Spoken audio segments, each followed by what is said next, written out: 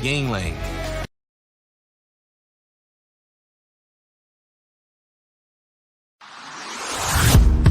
Hey, I'm Amanda from Trifecta Fitness. We're proud to be Clarksville's new Get Fit headquarters. Trifecta Fitness is a state-of-the-art spin and strength training studio. Our spin studio is truly one of a kind in this area, complete with 20 state-of-the-art live fitness bikes and an incredible sound system. Our strength training is done in small groups of 6 or fewer, and all of our strength and spin classes are scalable for every level of experience. Come see us in the heart of Clarksville, just behind MAPCO at the corner of Old Trenton Road and Wilma Rudolph Boulevard. Call us for more info at 931-542-6265 or download our Trifecta Fitness app for a full list of upcoming classes.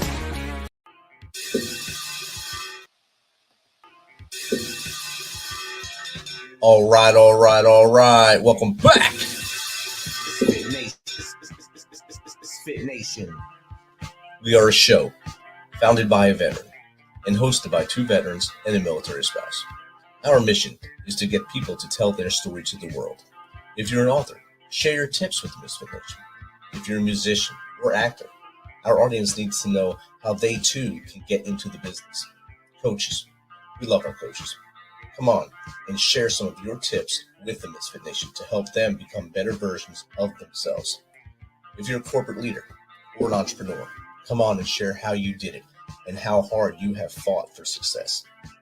If you're a veteran, first responder, or Gold Star family, we would love to have you come on and just share your story with the MisFitNation. We always have time for you.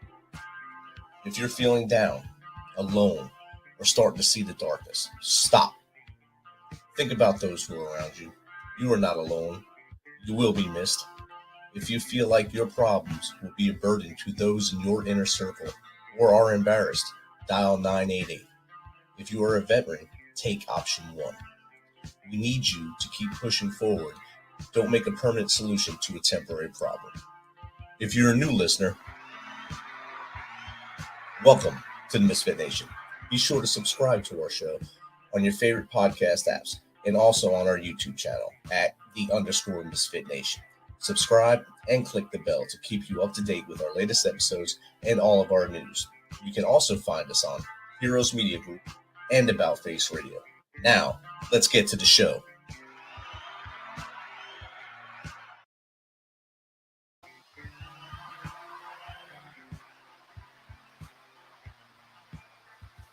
Thank you, Adam Baum, for a great set. Be safe on your ride home and don't forget to take trash out with you. MisFitNation, we speak every show about resilience and reaching out if you need to talk. Yesterday around 4 a.m. Central Time, a post was made on Facebook by an amazing dude. He served in the Marines and deployed to combat with them. He physically came home. He was the owner of Detail Kings in Chicago, a retail agent and broker with Platinum Partners Realty, and a huge Metallica fan. He was a Marine, a husband, and a father, and he never lacked a kind word or a smile, or a story to share. He was one of the world's most brilliant lights. He felt the entrepreneurial spirit calling him from a young age, and has been running his own business since he was only 16 years old. He owned Detail Kings. He was a proud combat action Marine veteran, and he inspected each vehicle that left his facility with a white glove inspection. He enlisted in the Marine Corps while a sophomore at Benedictine University, where he was majoring in business management and marketing. He acquired the foundational skills required to propel this business to the top of its industry while serving in the Marine Corps. Yesterday, his post kind of ripped a lot of people apart. I know it shocked his family to death, but his first paragraph is as such. Today, I am part of the 22. I have suffered from PTSD for years, and my anxiety is through the roof. I've tried to get help, but always find myself in this dark place. I haven't been able to sleep for months, and I hope this is the way to finally get some rest. He goes on to tell everyone he loves them, but he needed the rest, and the darkness got the best of him. So, brother, Paul Kludak, we salute you, brother. We know you fought a fight. It was a long fight, and we wish we could have stopped you, but we know that you had to do what you had to do to get that rest you needed. Kludak family, we're here for you. Reach out to the MisFitNation if you need anything in the meantime. Everyone else, drink a little bit for Paul this weekend, pour a little out for him, and you keep calling your friends. Reach out, use your 5-to-1, Dial 988 if you're embarrassed. Don't be afraid to call somebody. People are there to help you. Don't be a statistic. We don't need any more 22s. So with that, I'll pause to remember him.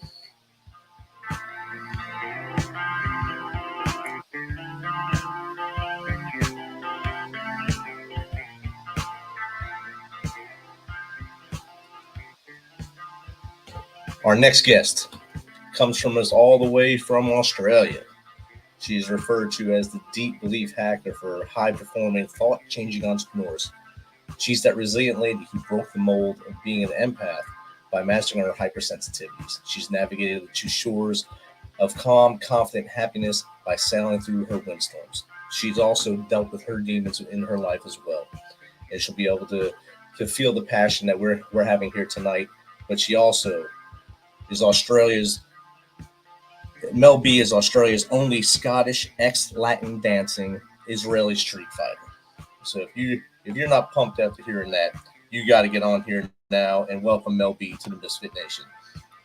Mell B, welcome, and thanks for taking your time to wait for me to get done there and hang out now. No worries at all, and sorry for your loss. I appreciate that. So Mell B, I just led you in there with some Krav Maga there and Latin street dancing. And this is, oh my God, that's a lot of stuff in one sentence, 1 8-word sentence there. That's amazing, and I'm grateful to have you here tonight, and it's awesome to connect this far apart. It's tomorrow there, Ray, so happy Friday. It is. It's Friday morning. So I gave a little bit about you there. If you don't mind, go back as far as you'd like and bring us to how we got to where we are now. Ooh, okay. It's interesting you were talking about sleeping, resting, the exhaustion from overwhelm. That's kind of my jam. And having gone through a few things in my life, as a keynote speaker, one of the main things that we get asked to do is what are the pivotal moments in life? And I remember going through the start of that, and I came up with, there's 8 moments, 8 choices in time that maybe I wasn't suicidal each time, certainly was on one of them. And so where do we build our resilience from? How do we bounce back from that moment of darkness? I don't know if I have a straight answer for that. I think anybody who claims that they do is maybe coming from just one perspective. And I think human psychology is so complex. It's not easy. So I want to honor and be respectful for those who haven't been able to see the light or see that there even is a light. So with that kind of honoring up front, I'll go back to the start of my kind of humble experience, which was, we've heard it before, the trailer park. And I actually did grow up in what we glamorously called a mobile home caravan park, whatever. And I grew up in a particularly, interestingly, my stepfather was ex-military as well. And we grew up in a very, very, very strict environment, way too strict for children, but I'm sure it's fairly common. And maybe this will trigger some thoughts and thinking for people. He was a drill sergeant, and we were definitely his cadets, if you like. And perfectionism was the only option. And on top of that, he was one of those men who preferred young girls, shall we say. So to say I was raised in an environment that was a little toxic, a little dysfunctional, not exactly the best role model, particularly for women about men.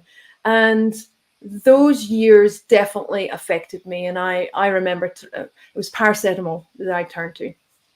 And I remember, similar to your lost comrade, the darkness came in.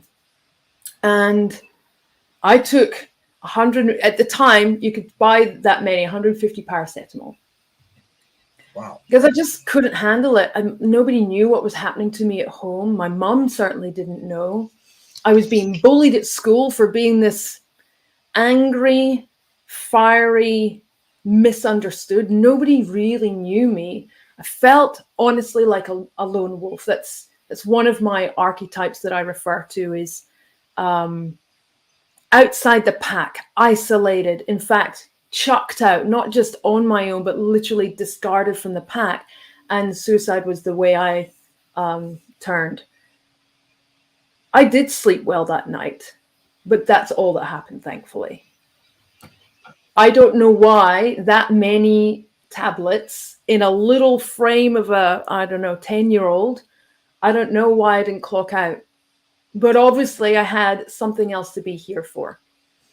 And from that early start, I turned to books. I was a bit of a bookworm and came across things like spirituality, or faith as some people prefer to call it, did help me understand that there's something else out there. So I didn't actually feel alone at times. I would imagine that there were angels looking over me. And that kind of exploration of books and spirituality at such a young age, because basically I had no one else to talk to, I started to think differently without knowing at the time. In hindsight, I was exploring the universe, that things were happening for me, and I became stronger as a result of things that were happening for me. I was definitely overlooked from passing over for a reason. I was meant to be here, maybe today, to pass this message on to someone else. But how do you find the resilience to listen and to tune into and to trust that the darkness is going to pass, that this moment is not our all-defining existence? So that's kind of where I started in life, pretty heavy going. And it took me a long time to kind of evolve out. So where would you like to go next from that really deep hole I just dug? How did you get into Latin dancing? Oh, there's it. Yeah. Your Krav Maga time. Yeah, and I love that you knew it was Krav from Israeli street fighting. Some people don't know what Krav Maga is. So, okay, that's a great story. And that was part of one of my moments in time. I remember seeing the movie, one of J-Lo's early movies called Enough. Yes. Some people have heard, some haven't. You have? Yes. And it's about domestic violence, the extreme, where he was stalking her and literally trying to kill her at times. And she kept leaving. And I remember watching this movie, and it was early on in my first marriage, actually. I say first, it sounds like I've been married many times. I've been married once. And I remember watching that early on, and I hadn't done any of the healing work. I'd gone to counseling a couple of times, and that didn't really work. And I had a friend tell me that I needed to love myself, and that blew up in everyone's faces. And like, I'm trying to love myself by going to counseling. Whole lot of stuff that just wasn't ready for. But when I watched that movie, there was a point where she felt empowered. She felt strong, saying, no more am I going to be a victim to this man, to this set of circumstances. And she learned how to do a martial art called Krav Maga. And at the time, I think it was evolving and kind of coming out of just the military environment into mainstream. So I found somewhere. This is Canberra. I'd emigrated from Australia for a couple of years. And I want to do martial art. Scared witless about even doing this. And very aware that it was going to be a lot of men in there. So also very intimidated from that point of view. But initially my ex-husband, he joined with me. So we both did it. He did this to help support me because he knew a bit of my background and the need for me to take back my own power. So I definitely share the tip that one way of empowering ourselves, like that young man who felt completely in the dark yesterday, he's done so much. And yet there's still a darkness that overcomes us. And I don't know if this will work for everyone, but one of the things that definitely helped me was feeling more in control in my body around my vulnerabilities, which for me was against men. And what happened was there were beautiful human beings. There was these big bears, a bit like yourself, these big, strong blokes who had hearts of gold, who kind of took me in like the little sister and could see my fears play out while we were boxing, while we were doing chokeholds, while we were doing restraints. And I would be overwhelmed at times, but I stuck through it because I was never going to be a victim again. So that pivotal moment when I saw the movie was, I want that kind of self-confidence about defending myself. I did it for 5 years. And at that time, because it was really new in Australia, I was the most advanced female in Australia. Sounds more complicated, you know, it was just a timing thing. And it got to the point where I changed a bunch of habits. I was more aware of my surroundings. I was the bodyguard of my girlfriends when we go out. I was the one who was looking around. I would see the fight breaking out in the club and I would herd the girls away. Like my awareness of my surroundings became so useful. And I felt like no one could mess with me. It was a fundamental turning point in my self-confidence and my awareness and empowerment. And people talk about empowerment, but I don't think they necessarily give really practical tools of what do you do with your empowerment? Right. So what? You're empowered. Then what? And integrating a martial art. I was horse riding at the time. I was also Latin dancing. I was this holistic activity and hobbies. It made no sense to have all that. Like I was a deep animal communicator. So I had such a deep awareness that opened up new hobbies and opportunities for me. So Latin dancing was, I'm a girly girl. I love sparkles. And then I would go from the weekends dancing and wearing pretty sparkly dresses and high heels to groin guards and mouth guards and training 3 times a week. I had bruises. I remember performing on stage in Latin. And we had to put makeup on because of my training. I had bruises on my shin. I got these really skinny forearm bony bits. And I'd be doing these blocks against these guys with freaking tree trunk arms. And that's what stopped me. Is like my training partner was the concreter. He was literally laying concrete. He was a rock. And I was like, I love you, but I can't keep training like this. This is not fun anymore. Every block was hurting me. So I got to the point when, you know what? I'm not in this for the Olympics. I now got what I need. Empowerment, strength. I remember grappling and learning to feel the fear of being pinned down, wrestling, and how to get out of it. Yes, there were low tactics used by a girl, but that's the point. I felt that I know what to do. I know the vulnerable parts. I mean, we all know the vulnerable parts of a man, but being able to do that, they would wear full combat fist suits against me by the end. And it gave me the empowerment going, if somebody tries to mug me, I will know what to do. I don't need to train anymore. And it's funny, I still kind of put my defenses up when somebody's kind of frightens me or tries to surprise me. And I'm like, oh my God, I nearly struck you there. Don't do that to me.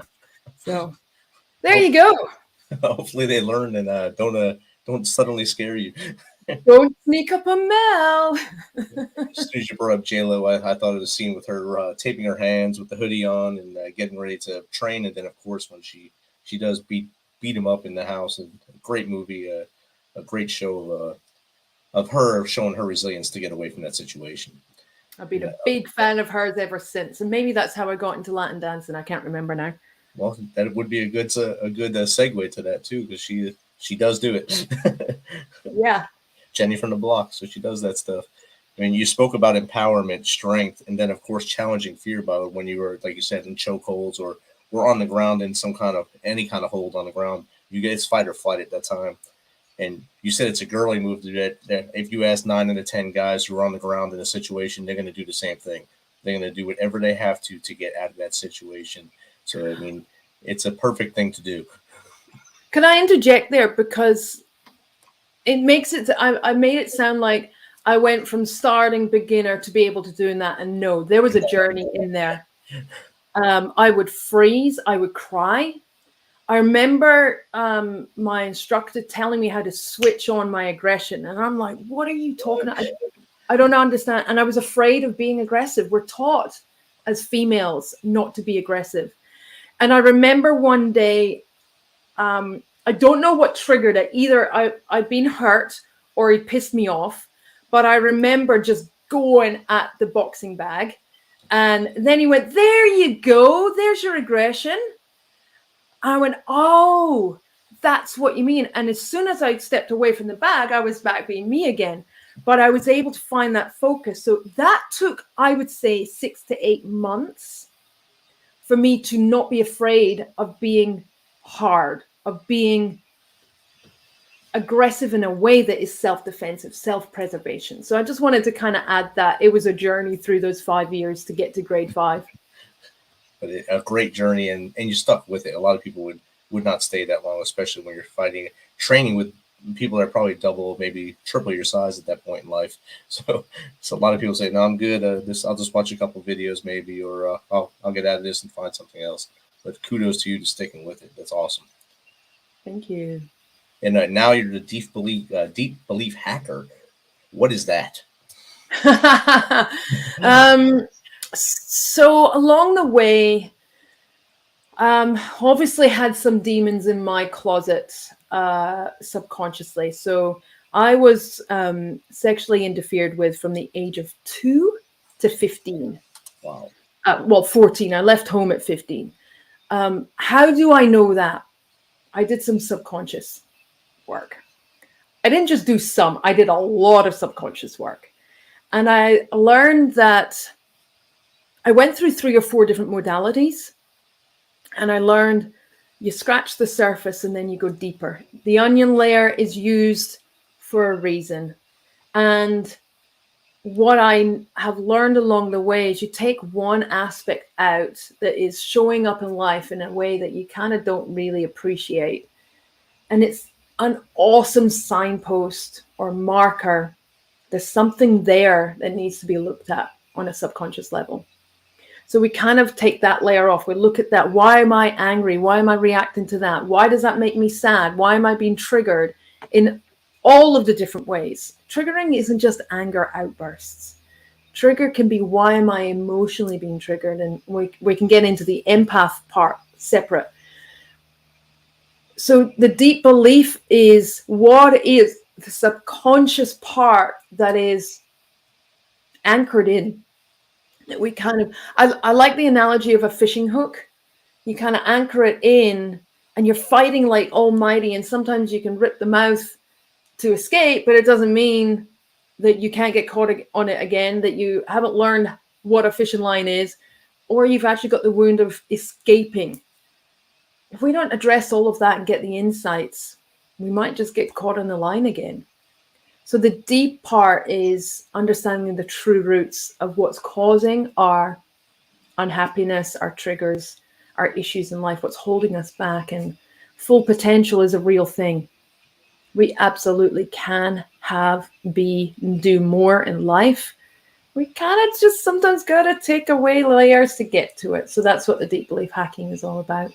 That's outstanding. A great way to look at that part of it as a mentor, a coach, a leader, trying to help people get through things. That's a great analogy to do with the fish hook. I like that, to shake yourself free and then peel those layers back of the onion so you can have that blooming onion and become have a more purposeful life from that point forward. You said that the empath part, you wanted to get a little more into that. I know one of the people on your thing said she sailed the oceans and guides and emphatic leaders to master and command their mind storms. That's a great saying right there. Let's dive into that right now. Cool. So one of the fun things, I've always been a bit of an adventure seeker. One of the first things I did in my life was, I don't know if it goes around the Americas, but the tall ships race. It's held every second year, I believe, at the moment. And it's the pirate ships, the tall ships with the lots of rigging. And they have this competition or this sailing regatta. And they travel around different parts. Every year it's a different course. And they travel certainly around Europe. And they collect different yachts to do different legs. So it's an evolving flotilla that moves through the oceans. And when I was 17, I had been working for BP for 2 years at that point, and I was asked to be the representative of a youth initiative that they were sponsoring, which was one of the yachts to go from Aberdeen, from Scotland, across to Norway. Wow. And I was 17. Wow. So I was already a leader and I had no idea at that time. And it's a pro crew. There's 5 crew. And then I think there was 12 juniors. And our job was to kind of train and sail the boat across. They knew there was going to be bad weather. That bad weather was supposed to go skip round up to Greenland. No, changed direction, became a hurricane in the middle of this race, this regatta. And here are, under the age of 18, 12 juniors, absolutely crapping ourselves. One had to be medevaced off because she got so seasick. I didn't know what medevac was until that was an adventure, having a helicopter hovering over us in the middle of a storm. Anywho, and so we sailed through what now I use these analogies of our minds are like chaos hurricanes or cyclones, whichever hemisphere you're from.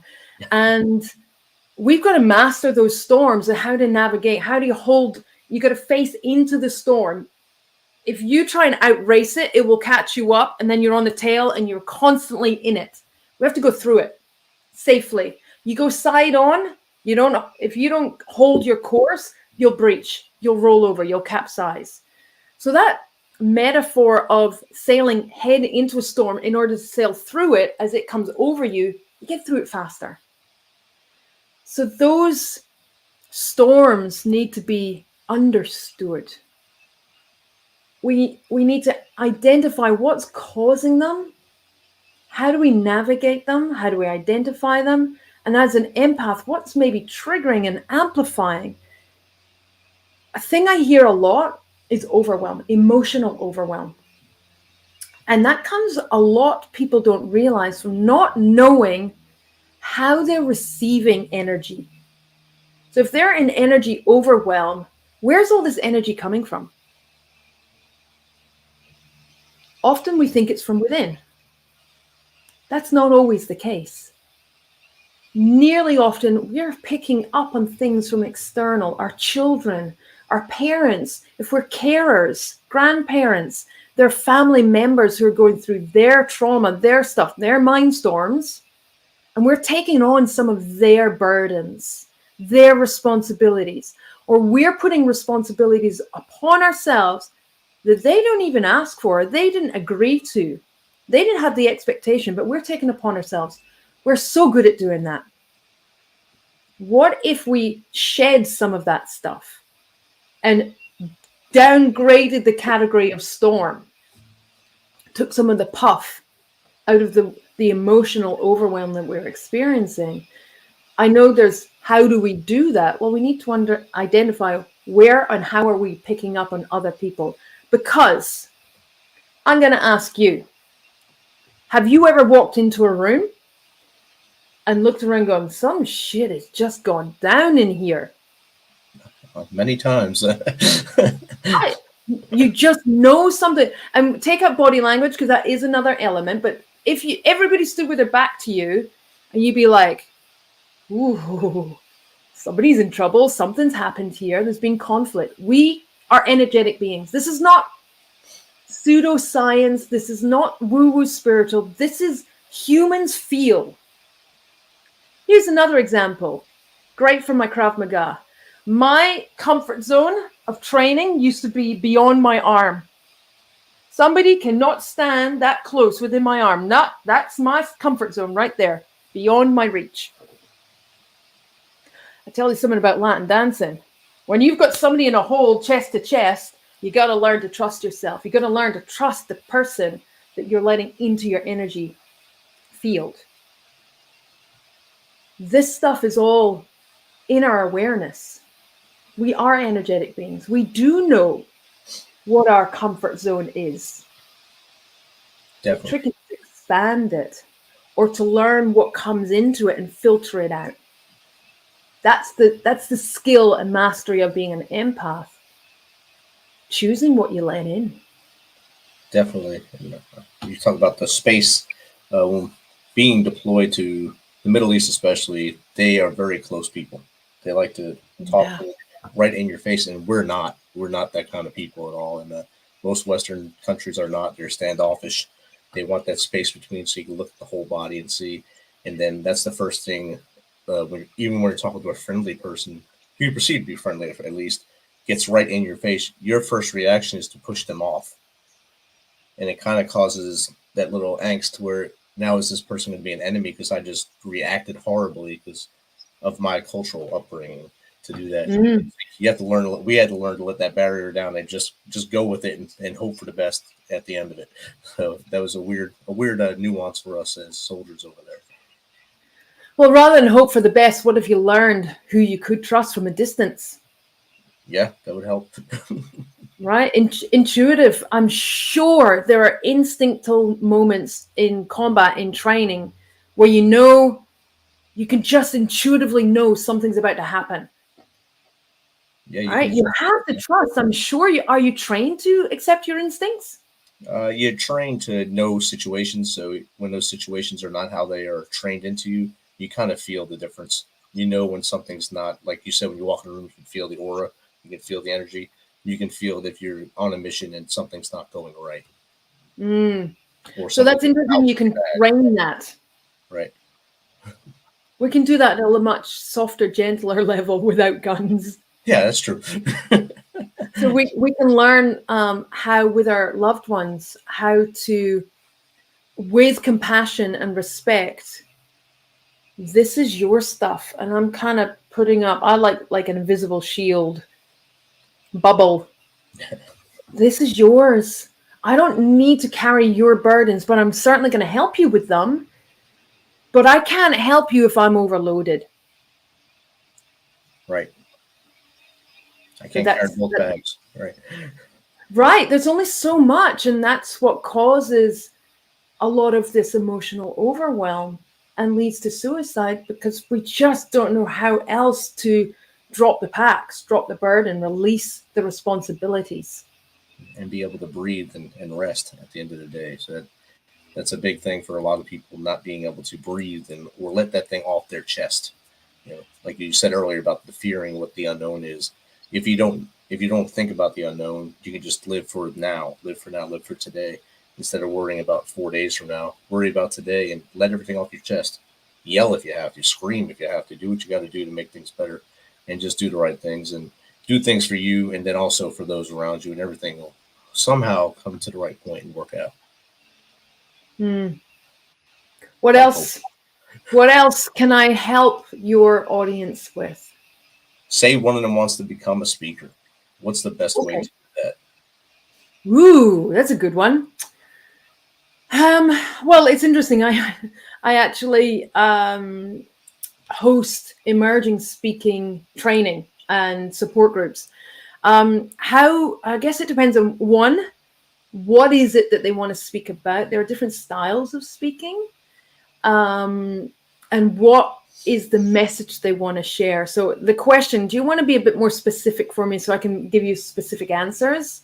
All right. Say they want to just tell their life story and talk about their resilience to get through things and how they made that journey from X to Y to Z. And so maybe it's podcasts or community groups, that sort of thing. I mean, speaking is a broad subject. Going in front of maybe schools or a keynote speech or commencement speeches at like a graduation or something. Woo! That's a big difference between a local school and a commencement speech. But okay, let's take that path. I'm going to football at you. Yeah, thank you. That's okay. I think that the easiest thing is to find a local group.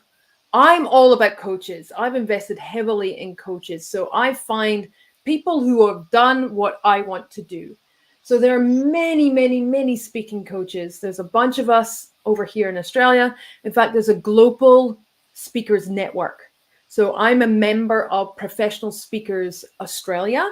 There's one in Canada. There's one in Europe. There's one in America. There's professional speakers, and we are all part of a network. And we all commit to the same sort of I guess, benchmarks of professionalism. So I would definitely be looking at one of those. I've been with the PSA for 5 years, and it took me 4 years of going along and seeing and learning and listening and being part of it and immersing myself. After 4 years, I remember my first time. After 4 years, I became a member, as in I was qualified enough to become a member. But I remember walking in the first time so nervous, and I'm a pretty confident person, but I just feel the feels and do it anyway. And looking around and just seeing peers everywhere. That wasn't the case. That was a perception I had with my lens of, I'm a newbie, so therefore everybody else must be better than me, more experienced than me, blah, blah, blah. That wasn't the case. And I found that's the case so often in life when we are trying to do something. We're afraid because we don't want to be the bottom of the pile. I remember walking into the boxing gym, and it was a full BJJ, Brazilian Jiu-Jitsu gym. It was not your normal gym. And there was just there was 2 boxing rings, and it was overwhelming, but there were other people, and it's the community or the tribe or the group, whatever language you want to use. If they're welcoming and they're supportive and they're giving of their knowledge, immerse, throw yourself in and be vulnerable. Be okay with being at the start of a new journey. It takes courage, but courage is where you get the wins, the success at the other side. So how do you start on your speaking journey? Definitely look at Toastmasters. Not really for me, but great from a starting point, and find your local professionals, and then look at finding a coach. There's multiple different entry points and price points and learnings. Just start. Just sign up for something. Maybe it's a free course, a 5-day challenge. Do something, and then put yourself out there. Speak for free. Absolutely. Get your, I don't know what the analogy would be. Get your microphone dirty. I don't know. But go in and be prepared to be honest about your experience, but be prepared to be awkward, because that's where the growth is. That's where this fulfillment comes from, going, yes, I did that. I can tell you, professional speakers have been paid $50,000 for one speaking slot. Still get nervous, still worry about getting it wrong, still have tech concerns. All of those things are normal. So don't let them stop you even starting. Awesome. Outstanding advice. And you've also, I mean, not that we've piled on a lot of stuff, you've also been published in many magazines and digital formats, 36 and then 7 magazine features. How did that feel, and how did you get into that side of it? You've been stalking me. A little bit. I love your background research. I respect that. So I remember going along to a workshop, and the lady was talking about how to apply for awards. I remember sitting there in the audience going, am I allowed to swear? But this is a bunch of idiot stuff, a bunch of wankers. I'm like, awards are for wankers. That's what I thought. But I was curious about it to see what it was about. And they held one trophy up, and I went, my self-competitive person nature kind of likes that little validation thing. Okay. Even if it is for wankers, maybe it'll help my business. Right. So I started applying, and my advice, if you want to apply for awards, is start documenting your wins along the way. Look up an award that you might want to apply for in a year's time. See what the criteria are, and start gathering that evidence now, because it was my first one was so hard to do, because you had to go back a year and track all the things that you could use as evidence of your success. So start early, documenting. Now I have spreadsheets of everything, and that's why I have some numbers of what I've done. And then from there, you can use that little, maybe you just get finalist finally you get a finalist position. I think I did 4, and then my 4th one, I got finalist. I didn't get anything in the first few. And then you use that one and you write an article, and then you submit it to one of these publications that are always looking for content. Over here we have Help Out a Reporter service, or Source Bottle, SOURCE. And it's journalists and writers and bloggers that are looking for content. Free. So I submitted, I made a finalist in this category, and this is the accomplishments. And it got published. And so from there, I just continued, right, okay, rinse and repeat. Somehow that worked.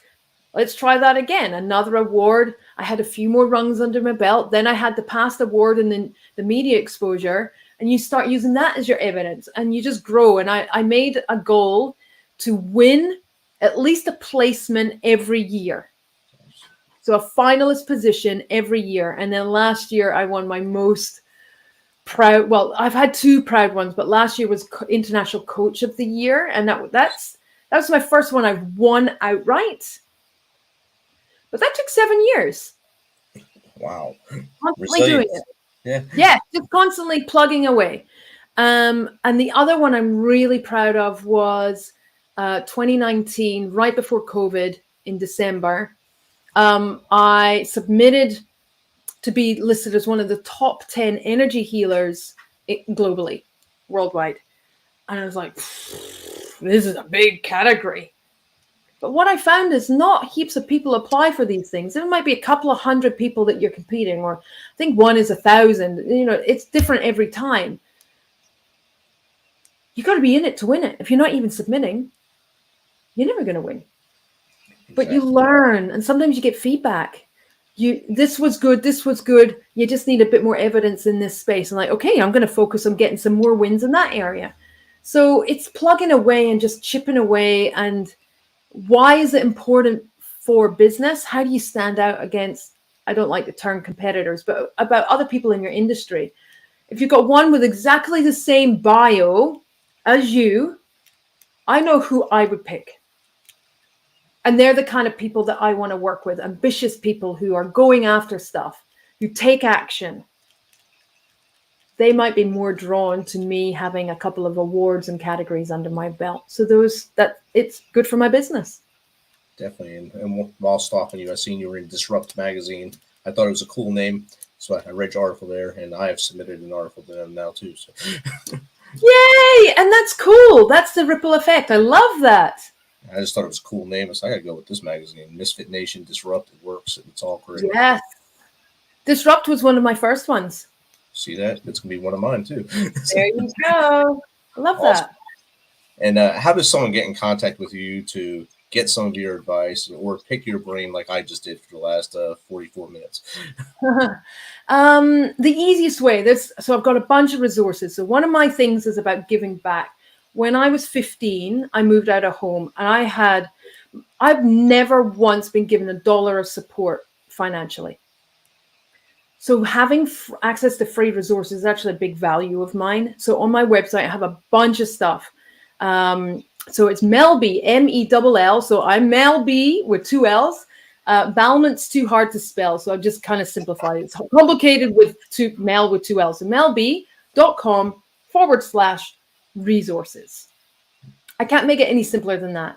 In there, that's my whole website. A bunch of stuff. There's quizzes. There's free resources you can get to my blogs. At the bottom is my somewhere on the page, there's a contact page. In there is all of my socials. That's way easier. Just go to my website, have a look around, poke around, get some free stuff. And if you feel inclined, have a chat. Again, one of my values is helping people who need it. And if a 20-minute can have a massive turnaround and breakthrough, that's my contribution to humanity. It's how I serve. So this is not a sales pitch. It's not an option to try and sell you something. No, if somebody needs a chat, book in. Let me see if I can help you find a light in your darkness. Outstanding. Thank you, Mell B. And if someone else was stalking you too, they researched you, and right away they found out that you live on, the name of your street you live on now is the same street I grew up on. in Jersey City. So it's amazing. Well, that's bizarre. Yeah, that's, now you know where I live. I don't. They do. Yeah. That's why I didn't say the name. With that information. That's why I didn't put it up. Reinforce that I know Krav Maga. I'm going to put that on there too. Thanks again for taking some of your time today for you and well, in the future. So you're in the future, we're in the past now. So everyone, let's give Mell B a round of applause and thank you for being here with us. And we appreciate everything you did tonight, talking with us and getting us through a pretty rough week. And I think you pumped us up a little more. It's a privilege. Thank you. Thank you. And have a good rest of your day there. Thank you. See you all later. Bye. Thanks for checking us out and being a part of the Misfit Nation. Don't forget to visit our website at themisfitnation.com. It's themisfitnation.com to catch up on all of our episodes and also to get some of that great Misfit Nation gear. As always, be humble, stay hungry, and keep hustling because we are